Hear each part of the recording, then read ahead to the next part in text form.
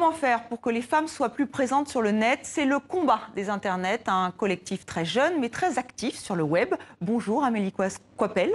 Bonjour. Vous êtes la présidente de cette association, donc les internets, et à vos côtés, Marine Perrin. Bonsoir. Bonsoir. Alors vous êtes vidéaste. Alors Amélie Coipel, comment est né ce collectif? Qu'est-ce que vous voulez faire? Alors c'était à la base l'idée qu'on voyait beaucoup plus les hommes sur YouTube que les femmes.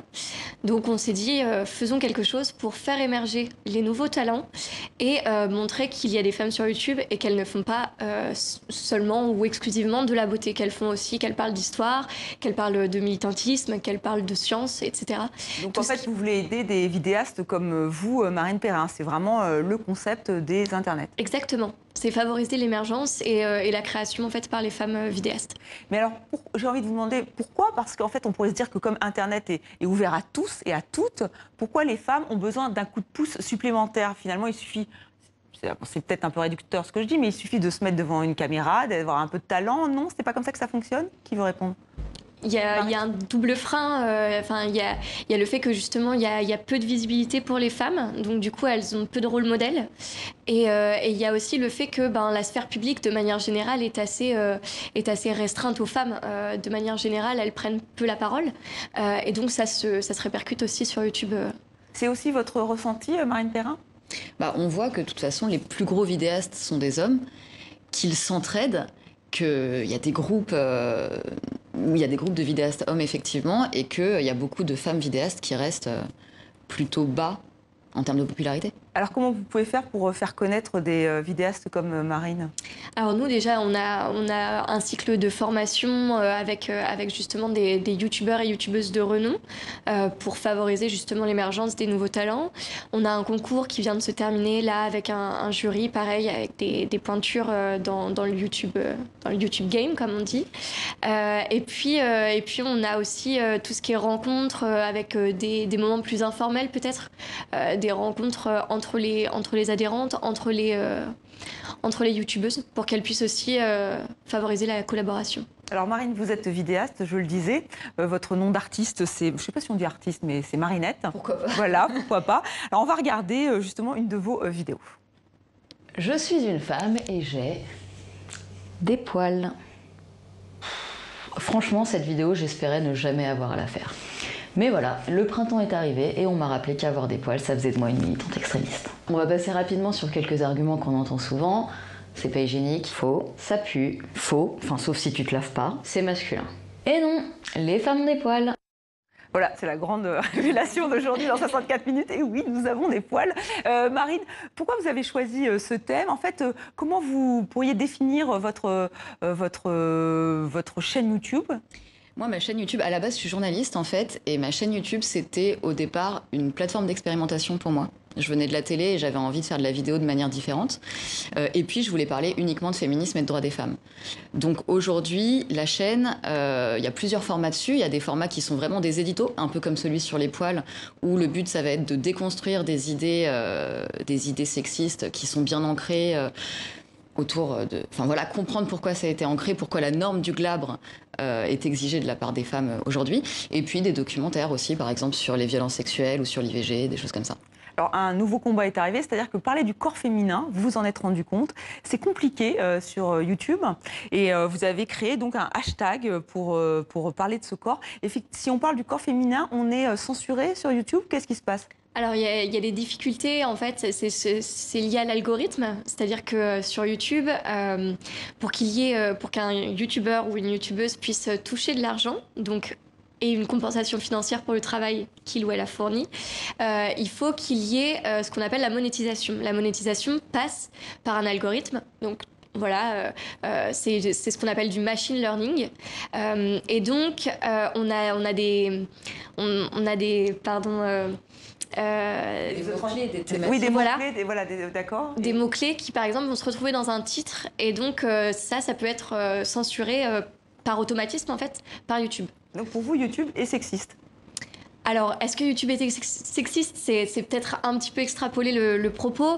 Nous, on se rend compte qu'effectivement, il y a un problème de censure. Nous, on est en échange avec YouTube.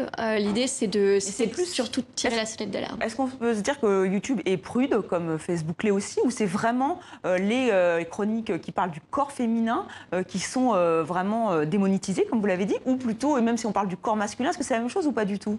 Est-ce qu'il y a moyen de vérifier? Je pense que prude plus que sexiste, oui, parce que je pense que c'est aussi, ça s'applique au monde entier en fait, donc c'est géré depuis la Silicon Valley et donc fatalement c'est aussi la culture américaine qui insuffle un petit peu le comportement adopté. Et vous avez demandé à YouTube des explications? Tout à fait, on est en échange avec YouTube pour justement, enfin voilà, on a tiré la sonnette d'alarme et maintenant on essaie d'échanger avec eux pour justement favoriser un petit peu cette prise de parole des femmes en fait. En tout cas, pour sensibiliser, vous avez créé ce fameux hashtag, on va tout de suite regarder. La vidéo de Kaleidoscope sur l'avortement à travers le monde, carrément interdite aux moins de 18 ans. La vidéo de Margot sur MeToo et le harcèlement sexuel dont elle a été victime, démonétisée. Et la vidéo des revues du monde sur les règles, démonétisée. Et si tu te dis que bon, ça doit être pareil pour les mecs, la vidéo de Nota Bene sur le sexe au Moyen-Âge est monétisée. Et oui, va falloir arrêter de nous prendre pour des jambons. À chaque fois qu'une vidéo est démonétisée, on demande une vérification manuelle auprès de YouTube. Et voici une des réponses qu'on a reçues. Le contenu vidéo qui contient un contenu hautement sexualisé ne convient pas à la publicité. Et bah ça tombe bien parce que tous les contenus cités jusqu'ici ne sont pas hautement sexualisés. Je commence à croire que selon YouTube, une femme qui parle de son corps, c'est automatiquement un contenu hautement sexualisé. Donc Marine, une réaction à ce qui vient d'être dit? Moi, en fait, je suis directement touchée par ces questions de démonétisation, pardon, et pas tant sur les questions du corps en plus, parce que moi, je fais de la politique, en fait. Je parle de violences sexuelles, je parle d'IVG, etc. Et ce sont précisément ces contenus-là qui sont démonétisés. Et là aussi, vous avez demandé des explications, parce que finalement... En fait, les explications, c'est tout simplement que les annonceurs veulent pas être associés à ces thématiques-là. Parce que les publicités ne seraient pas raccord avec ce que vous dites. Enfin, c'est ça? Ils veulent pas être associés à des sujets de violence, à l'IVG qui est, j'imagine, un peu tabou aux États-Unis notamment. C'est ce qu'on nous répond. Voilà, ils veulent pas être associés à ces thématiques-là. Est-ce que ça vous complique la tâche, vous, en tant que vidéaste? Est-ce que vous y perdez beaucoup Alors, moi, personnellement, j'y perds pas beaucoup parce que j'ai une politique personnelle qui est que je monétise très peu. On rentre un peu dans les détails techniques, mais il y a plusieurs façons de monétiser sur YouTube. On peut monétiser peu, on peut monétiser plus en mettant des pré-rolls, c'est-à-dire des pubs vidéo avant nos vidéos, etc.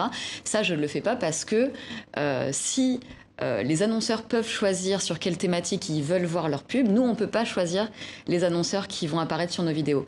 Et quand on est une femme, quand on est inscrite en tant que femme sur YouTube, les pubs qu'on regarde, c'est des pubs pour l'épilation, pour des pilules pour maigrir. Et donc, ça serait absurde. Par exemple, vous avez diffusé la vidéo sur les poils, ça serait absurde de mettre en pré-roll une pub. Voilà, c'est pour être raccord avec ce que vous dites, c'est pour ça que vous refusez de le faire. Alors, est-ce que les femmes se sentent, on se dit que vous êtes de jeunes femmes, est-ce qu'elles se sentent vraiment prêtes pour Internet? Parce qu'on sent qu'on peut effectivement avoir quand même vous pouvez quand même avoir votre mot à dire, puisque vous refusez d'être payé, donc vous refusez de rentrer dans le jeu. Vous pensez que vous avez les moyens d'agir par rapport à Google, par rapport à tous ces... On espère. On espère. Je pense que si on fait rien, de toute façon, qui ne tente rien à rien. Donc on espère. Comme je disais tout à l'heure, c'est tirer la sonnette d'alarme. On a quand même réussi à avoir un communiqué de la part de YouTube, ensuite à avoir des échanges avec eux. Donc c'est quand même pas rien. À notre échelle de pouvoir au moins en discuter et savoir comment ça se passe en fait. Pourquoi c'est comme ça. Et est-ce que c'est plus compliqué pour une vidéaste d'être sur YouTube? Est-ce qu'il y a plus de critiques? Est-ce que c'est plus compliqué ou pas? On n'a pas d'études sur la question. Encore que si, il y a une étude qui est sortie il n'y a pas longtemps sur les questions de sujets scientifiques. On voit que les vidéastes femmes ont 2 fois plus de critiques, de commentaires critiques que les vidéastes hommes. Donc ça, c'est une étude scientifique a priori qui l'a vraiment démontré. Jusqu'ici, c'était plus un sentiment. Ouais. Je pense que les femmes sont plus sujettes au harcèlement, elles sont plus sujettes aux remarques sur leur physique. Et moi, en ce qui me concerne, c'est un peu double peine puisque je suis femme et féministe. Donc c'est compliqué. C'est vraiment compliqué. Et il y a beaucoup de chaînes YouTube qui fonctionnent, notamment avec les jeux vidéo. Là aussi, est-ce que c'est parce que c'est un secteur qui reste quand même très masculin, ou est-ce que là aussi c'est un cliché beaucoup de youtubeurs sont quand même dans ce créneau-là. Alors oui, il y a beaucoup de youtubeurs dans ce créneau-là. Il y a aussi des femmes. Nous, on a créé un moteur de recherche avec les internets qui s'appelle l'Internet Explorer et qui a vocation justement à visibiliser les femmes dans chaque catégorie. Si on va dans la catégorie jeux vidéo, il y a des femmes. Surprise. Oui, et même dans l'humour, mais on connaît qu'une seule femme. Enfin, je crois que c'est Natou, c'est ça, qui est vraiment connue. Et après, pour les autres, c'est compliqué de se faire connaître.